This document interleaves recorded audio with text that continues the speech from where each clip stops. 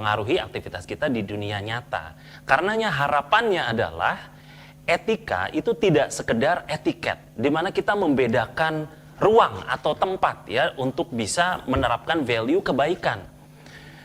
Seolah-olah ketika kita berada di dunia maya kita bebas melakukan apapun, padahal value itu tetap melekat. Ya, jadi kita pertama harus tahu definisi etika digital itu apa, yakni kemampuan kita dalam menyadari, mencontohkan, menyesuaikan, merasionalkan, mempertimbangkan, mengembangkan tata kelola etika digital atau netiquette, ya ini value-nya, dalam kehidupan sehari-hari. Nah ini berlaku umum ya, baik itu di dunia nyata ataupun di dunia maya. Sehingga kita harus bertanya kembali, apa tanggung jawab moral saya terhadap konten yang saya buat? Yang kedua, apakah orang lain diperlakukan sebagai alat atau sarana semata? Ya, dalam video tadi itu adalah binatang peliharaannya tuh yang diperlakukan dengan semena-mena. Kemudian siapa yang diuntungkan dan siapa yang dirugikan dari tindakan saya? Dan tentu saja itu merugikan diri sendiri.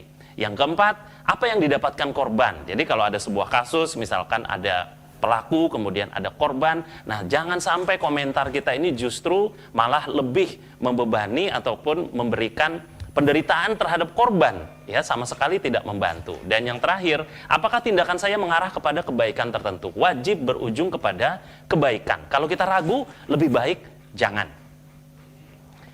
Nah, tindakan agresif apa saja yang ada di dunia maya? Yang pertama adalah image manipulations, ya.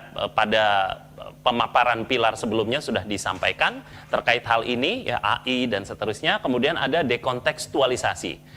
Singkatnya ini seperti kita memotong-motong video, kemudian kita memberikan caption dari potongan video tersebut dicabut ya dari makna sesungguhnya. Banyak sekali kasus terjadi akibat aktivitas ini. Kemudian deepfakes, ya. Memanipulasi rekaman video, ya di pilar sebelumnya juga sudah dijelaskan secara mendetil. Dan yang terakhir nih di tahun pemilu, trolling, jangan sampai kita terpancing perdebatan ya karena ada pihak-pihak yang hanya ingin statusnya viral semata. Argumentasi yang menyesatkan ada 5, yang ini bisa menipu kita juga untuk terbawa ya memberikan ujaran kebencian dan seterusnya. Yang pertama adalah argumen ekstrapolasi, yakni argumen yang didasarkan pada data yang minim, maka ketahui di baliknya terlebih dahulu. Kemudian ada argumen ad infinitum, sudah datanya minim kemudian diulang-ulang. Nah ini seolah-olah bisa menjadi sebuah standar kebenaran baru. Hati-hati, telaah terlebih dahulu. Skematisasi, penyederhanaan argumen, ya. Jadi ada orang berbicara, kemudian ada kesalahan sedikit ya yang mungkin dianggap lucu. Nah, potongan itu yang kemudian diviralkan, sementara nilai-nilai kebaikan yang diungkapkan oleh pihak tersebut malah justru terlupakan. Yang keempat adalah weaponized information. Di tahun pemilu bisa kita lihat bersama bahwa banyak sekali informasi itu sengaja dibuat untuk menaikkan pihak tertentu dan menurunkan pihak yang lain, ya. Maka kita harus berhati-hati.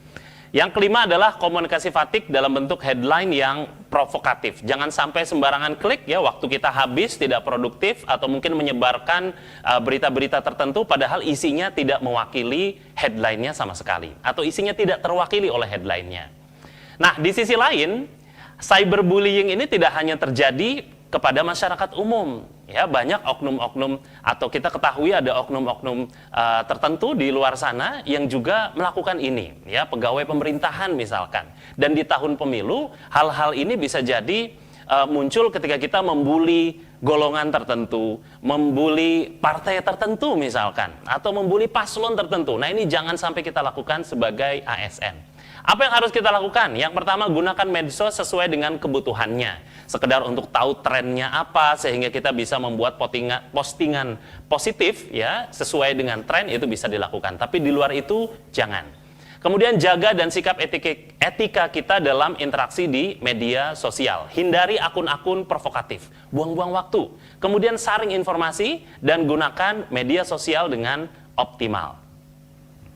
Nah, jenis-jenisnya apa saja? Yang pertama ada doxing, yakni membagikan data personal. Nah, ini tindakan kriminal ya, data personal dibagikan, bisa kena tindak pidana ya, ancaman tindak pidana. Kemudian ada cyberstalking, mengintip atau memata-matai pihak tertentu. Nah, ini tentu tidak nyaman ya ketika kita seolah-olah dimata-matai oleh seseorang.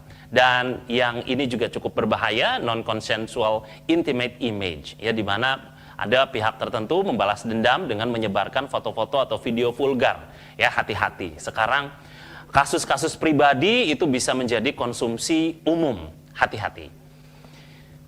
Nah, apa yang dilakukan saat cyberbullying menimpa kita? Yang pertama, cari bantuan, ya, orang yang bisa dipercaya. Kemudian blokir akun media sosial pelaku, karena kalau kita melihat terus, nanti kita akan terpancing. Jangan-jangan nanti kita malah menjadi pelaku bullying juga ya, karena aktivitas kita di screenshot. Maka blok saja. Kemudian kumpulkan bukti-buktinya, ya, identifikasi tindakannya, karena bisa jadi ada tindak pidana di sana dan kita punya bukti-bukti yang cukup untuk melaporkan kepada pihak yang berwajib. Nah, bagaimana dengan sad phishing? Apa hubungannya? Sad phishing itu kalau di masyarakat secara umum itu seperti ada aktivitas yang mandi lumpur, meminta stiker, kemudian mandi di ember misalkan ya, atau hal-hal lain ya, melakukan hal-hal yang sengsara, yang menyedihkan untuk mendapatkan simpati publik sehingga memberikan dana dalam bentuk stiker atau seterusnya. Nah, di konteks ASN, apa yang dilakukan? Nah, umumnya ketika kita merasa capek di tempat kerja, atau mungkin kita merasa tidak cocok dengan keputusan atasan, ya, atau keputusan meeting, atau mungkin kita kecewa dengan regulasi tertentu. Nah, jangan membagikannya di sosial media, ya, karena ini sangat beresiko. Resiko pertama adalah kita kehilangan kendali. Kita tidak bisa membedakan mana yang baik, mana yang buruk, dampak apa yang mungkin timbul, ya, karena kita kehilangan kendali. Kemudian kita tidak mendapatkan respon dan tentu akan membuat perasaan sedih, ya. Perasaan sedih tentu membuat kita terganggu ya untuk bisa lebih profesional dalam beraktivitas. Dan yang terakhir, tentu saja ini akan memicu gangguan mental. Maka apa yang harus dilakukan? Yang pertama, jangan ragu, kalau mau nangis, nangis aja ya. Karena katanya kalau menahan-nahan tangis, bertindak seolah kuat diri sendiri, itu kita nanti punya kecenderungan ada bipolar ya, secara psikis demikian. Maka luapkan ya perasaan-perasaan sedih, kekecewaan atau apapun itu, jangan ditahan.